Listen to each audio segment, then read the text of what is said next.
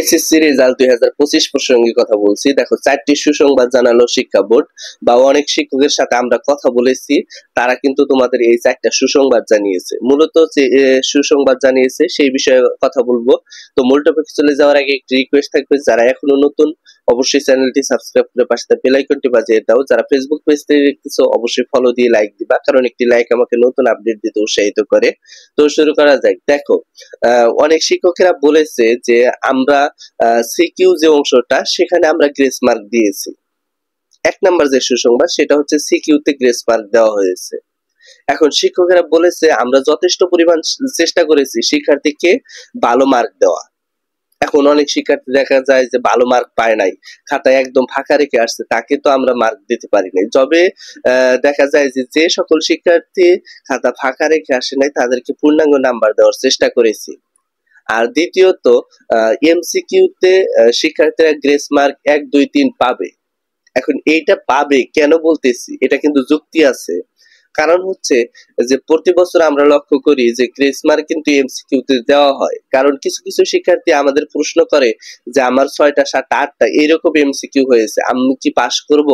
তার পরবর্তীতে যখন রেজাল্ট দেয় তখন কিন্তু ঠিকই সে পাস করে, কারণ এখানে বলা যায় যে সে গ্রেস মার্ক পেয়েছে। অর্থাৎ এমসিকিউতে যেহেতু গত বছর গ্রেস মার্ক পেয়েছে, এবছরও তার ব্যতিক্রম হবে না। এটা তোমরা অবশ্যই মনে রাখবা বা খেয়াল রাখবা। আর তৃতীয়ত, শিক্ষকেরা তোমাদের খাতায় পূর্ণাঙ্গভাবে সর্বোচ্চ নাম্বার দিয়েছে। সর্বোচ্চ নাম্বার কিভাবে দিয়েছে? তারা চেষ্টা করেছে যে একটা শিক্ষার্থী পাস করার চেয়ে বেশি নাম্বার পায়।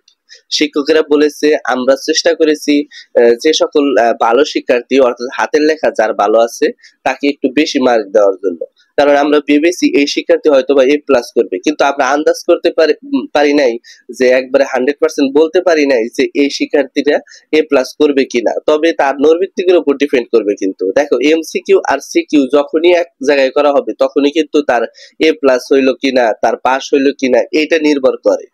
তাই আমরা আন্দাজ করে, এক প্রকার আন্দাজ করে চেষ্টা করেছি যে এই শিক্ষার্থীকে ভালো মার্ক দেওয়া যায় কিনা।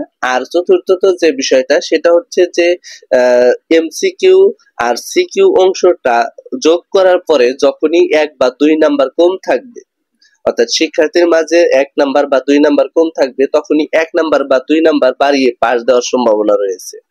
যদি দেখো 1 নাম্বার বা 2 নাম্বার বাড়িয়ে না দেয়, সেক্ষেত্রে পাশের হার আসবে 40%, 50%। আর গত বছর আমরা দেখেছি পাশের হার 84%।